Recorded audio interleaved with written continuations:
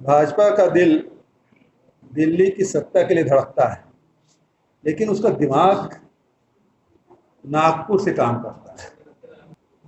नागपुर में कोई बात भाजपा के बारे में कर लाए थे और जीएसटी जब ये चर्चा में आई, तब तत्कालीन मुख्यमंत्री नरेंद्र मोदी जी इसका खूब विरोध किए थे मुख्यमंत्री के रूप में। लेकिन सरकार में आते ही उन्होंने जीएसटी लागू किया, गलत ढंग से लागू किया, मध्य रात्रि को लोकसभा में पारित किया। ऐसा आप बता रहे थे जिस दूसरी आज़ादी, उन्होंने देश के साथ धोखा किया। 12% है, इसी में उससे भी अधिक के जीएसटी लगा हुआ है। तो 1 नेशन 1 टैक्स नहीं हुआ, 1 नेशन 5 टैक्स। अब तो स्थिति यह है कि जो कृषि यंत्र हैं उसमें भी जीएसटी लगाया, ट्रैक्टर में 12% लगाया,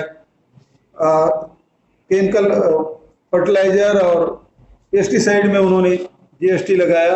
और तो और अभी कोरोना काल में जो उपकरण लग रहे थे, जो दवाइयां लग रही थी, उसमें भी जीएसटी लागू किया। अब हमने जीएसटी लागू करने की बात कही है, लेकिन हमारा लगाने का तरीका दूसरा होगा, जिससे लोगों को भार कम पड़े, वो सब काम करेंगे। लेकिन आपने पेट्रोल डीजल के बारे में बात कही, तो निर्मला सीतारमण जी जब बजट प्रस्तुत किए, तो ये जितने भी सेंट्रल टैक्स, एक्साइज टैक्स है, उसमें से 4% उन्होंने सेस लगा दिया। तो पहले जो एक्साइज ड्यूटी लगती थी पेट्रोलियम पदार्थों में, या जो भी अभी लग रहा है सेंट्रल एक्साइज, उसका हिस्सा राज्यों को भी मिलता है, 42% राज्यों को मिलता है। लेकिन उन्होंने 4%, 3 या 4% उन्होंने जो सेस लगा दिया, वो जो पैसा वो सीधा भारत सरकार के पास जाएगा, राज्यों को नहीं मिलेगा। इस मामले में पत्र भी लिखा, लेकिन कोई जवाब निर्मला जी की तरफ से उसका कोई जवाब मुझे नहीं मिला।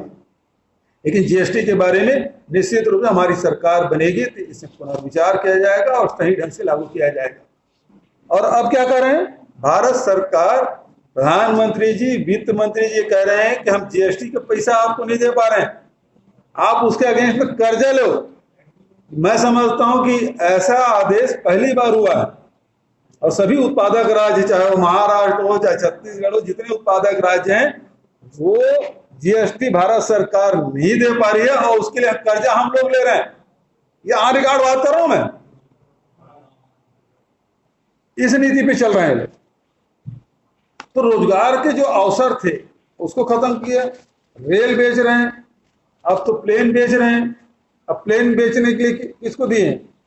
जो एयर इंडिया का प्लेन है उसे बेचने जा रहे हैं, उस मंत्रालय को दिया सिंधिया जी को। अब स्थिति क्या है, एयर इंडिया का लोगो क्या है? महाराजा। तो वो कह रहे हैं कि महाराजा आइए, हम दोनों बिकाऊ हैं,